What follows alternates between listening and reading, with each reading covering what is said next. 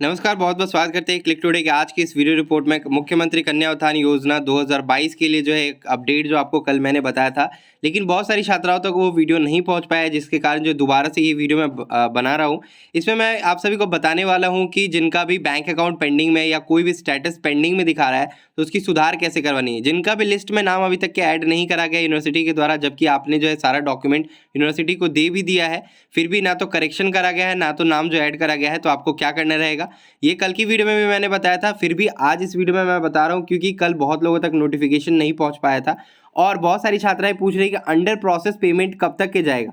तो आपको मैं बता देना चाहता हूँ, आपका जो अंडर प्रोसेस पेमेंट है वो 15 मार्च के बाद जो है जाना शुरू हो जाएगा। यानी कि आपका स्टेटस में जो कि आप पेमेंट लिस्ट देखिएगा, यहाँ पे पेमेंट आपको ऊपर में दिखाई दे रहा है, इस पर क्लिक करके जब आप देखिएगा अपना लिस्ट में नाम, तो आपका waiting for next phase payment दिखाएगा या फिर रेडी फॉर पेमेंट दिखाएगा। फर्स्ट फेज में अगर दिखाएगा तो रेडी फॉर पेमेंट है। तो जो जिनका पहले फेज में है उनको पहले पैसा जो है 50,000 का राशि उनके खाते में क्रेडिट करा जाएगा।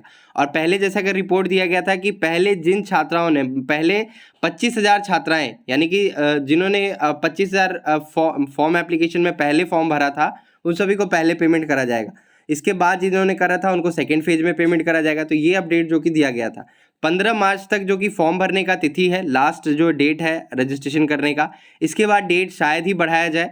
तो इसके बाद से जो आपको अंडर प्रोसेस जो है आपके लिस्ट में जो दिखना शुरू हो जाएगा और पेमेंट आपका उसके ठीक 1 हफ्ते के अंदर अंदर या फिर आपको जो है 2 हफ्ता भी लग सकता है। लेकिन उनके तरफ से यानी कि डिपार्टमेंट की तरफ से जो चीज़ें बताई गई है वो बताया गया है 30 से 90 दिनों का समय लग सकता है आपके खाते में पैसा क्रेडिट होने का। एक और बड़ी अपडेट बताया गया है कि आप लोग अगर अपना खाता पे ट्रांजैक्शन बहुत समय से नहीं करी है, अगर आपका उस पर ट्रांजैक्शन जो है ऑन नहीं करा गया, यानी कि यूपीआई वगैरह का उस पर नहीं चल रहा है, फिर भी आपको जो है पेमेंट आएगा, लेकिन आपका बैंक अकाउंट चालू अवस्था में होना चाहिए। आपको क्या करना है, सिंपल सा, अगर आपका ग्रामीण क्षेत्र का अकाउंट है, आपके पे जो है यूपीआई वगैरह का सुविधा नहीं है, तो आप अपने बैंक में जा करके उसमें कुछ राशि निकाल करके देखिए या फिर उसमें कुछ राशि जो है डाल करके देखिए, ठीक है। और किसी के भी अकाउंट पे अगर होल्ड लगा होगा या फ्रीज हो रखा होगा अकाउंट, तो फिर पैसा जाने का जो है समस्या हो सकता है, यानी कि उनके खाते में पैसा नहीं जा पाएगा। बहुत सारी छात्राएं पूछ रही केवाईसी कराना इंपॉर्टेंट है, तो जी हाँ, केवाईसी कराना बहुत ही ज़्यादा इंपॉर्टेंट है, क्योंकि बिना केवाईसी के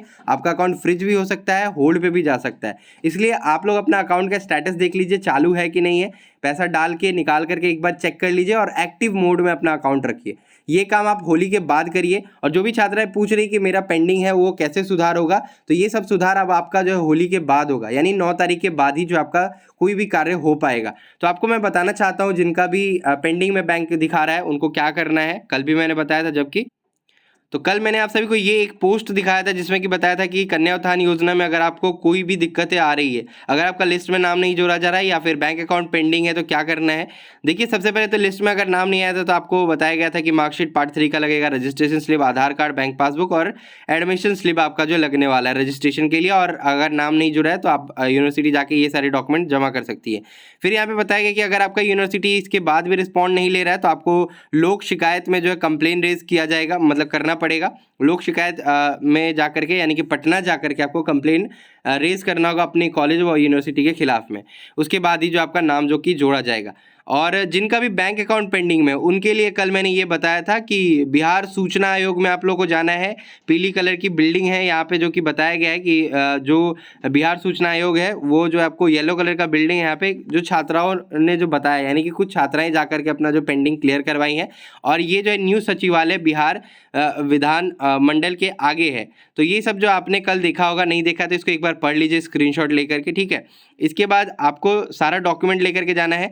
पैसा वैसा वहाँ पे नहीं लिया जाता है, लेकिन कैंडिडेट को मौजूद होना वहाँ पे ज़रूरी है, ठीक है। या फिर कैंडिडेट का कोई फैमिली मेम्बर जा सकता है, क्योंकि वहाँ पे कुछ सवाल पूछे जाते हैं। जैसे कि आपसे पूछ दिया जाएगा इनके पिता का नाम क्या है ये बता दीजिए, डेट ऑफ बर्थ क्या है ये बता दीजिए। तो ये सवाल अगर मान लीजिए कोई तीसरा पर्सन जा करके पैसे लेकर के करवाता है, तो वो ये जवाब नहीं दे पाएगा और उस टाइम पे आपका फॉर्म वहीं पे डायरेक्टली रिजेक्ट कर दिया जाएगा उनके तरफ से। इसलिए कोशिश करिए कैंडिडेट खुद जाए और अपने गार्जियन के साथ जाए, है ना, नहीं तो दिक्कतों का सामना आपको करना पड़ेगा। और जिनका भी लिस्ट में नाम नहीं जुड़ा है उनको यहाँ पे लोक शिकायत में जो कंप्लेन करने के लिए बताया गया, तो यहाँ पे भी बोला गया कि गार्जियन के साथ जो है आपको जाना रहेगा।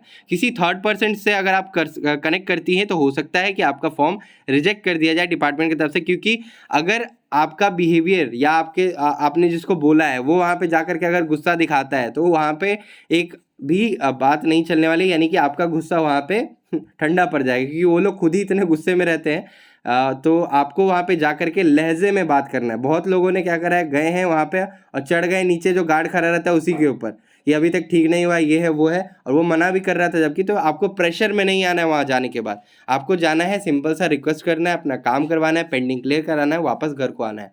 तो ये चीज़ें मैंने आपको बता दी, ये बातें ज़रूर फॉलो करिएगा अगर आप जा रही हैं तो। और ये जो है डेटा एक बार पढ़ लीजिए स्क्रीनशॉट लेकर के, ठीक है। और आपको कोई शिकायत हो या कोई भी अगर आपको कमेंट करना है, कुछ भी पूछना है, तो नीचे कमेंट बॉक्स में कर दीजिए। तब तक के लिए मैं चलता हूँ, धन्यवाद। आप सभी को वेरी हैप्पी होली।